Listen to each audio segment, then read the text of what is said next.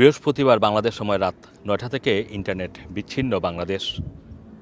এখন পর্যন্ত আমরা যদি বলি প্রায় ৮০ ঘন্টার উপরে হয়ে গেল বাংলাদেশে ইন্টারনেট বিচ্ছিন্ন রয়েছেন এবং সারা পৃথিবীতে ছড়িয়ে থাকা ১.৫ কোটি প্রবাসী তাদের পরিবারের খোঁজ ভালোভাবে নিতে পারছেন না, কারণ টেলিফোন সংযোগ যেটা রয়েছে সেটাও খুবই ইন্টারাপ্টেড, মানে কথা বলা যাচ্ছে না, কথা শোনা যাচ্ছে না।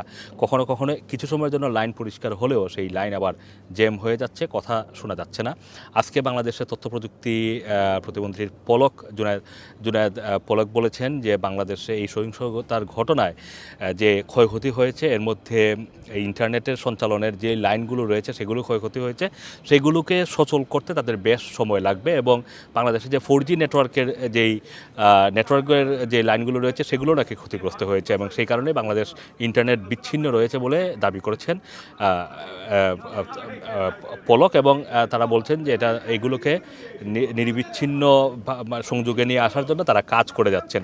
এটা হচ্ছে সর্বশেষ খবর। কিন্তু এই যে ১.৫ কোটি প্রবাসী দেশের বাইরে যারা রয়েছেন তারা তাদের স্বজনদের সাথে কথা বলতে পারছেন না, বিশেষ করে মিডল ইস্টের প্রবাসী যারা ইমো এই ধরনের অ্যাপসের মাধ্যমে তাদের পরিবারের সাথে যোগাযোগ করেন, তারা বেশ সংকটের মধ্যে রয়েছেন। ব্রিটেন থেকে অনেকেই বিভিন্ন ধরনের অ্যাপস ডাউনলোড করে কথা বলার চেষ্টা করছেন, কিন্তু দিনের বেশিরভাগ সময় কথা বলতে পারছেন না বলে আমাদের কাছে তারা বলছেন দেখা হলেই।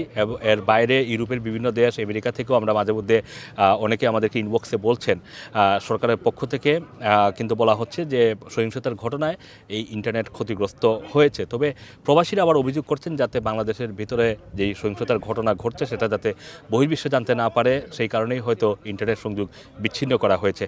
এটা হচ্ছে যারা ইন্টারনেট সংযোগ পাচ্ছেন না তাদের অভিযোগ। তো ৮০ ঘন্টার উপরে হয়ে গেল, বাংলাদেশে কি হচ্ছে সঠিক চিত্র পাওয়া যাচ্ছে না। এ নিয়ে প্রবাসীরা উদ্বিগ্ন। তাদের পরিবার কেমন আছে, স্বজনরা কেমন আছে, অনেকেরই আত্মীয় স্বজন হাসপাতালে ভর্তি, তারা খবর নিতে পারছেন না।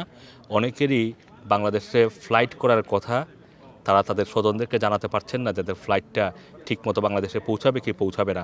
এখানে আরেকটা জিনিস বলে রাখি, যারা প্রবাসী বাংলাদেশিরা বাংলাদেশে যাচ্ছেন এই মুহূর্তে, তারা অবশ্যই আপনাদের সাথে আপনাদের ফ্লাইটের যে টিকিট এবং বোর্ডিং পাস সাথে রাখবেন।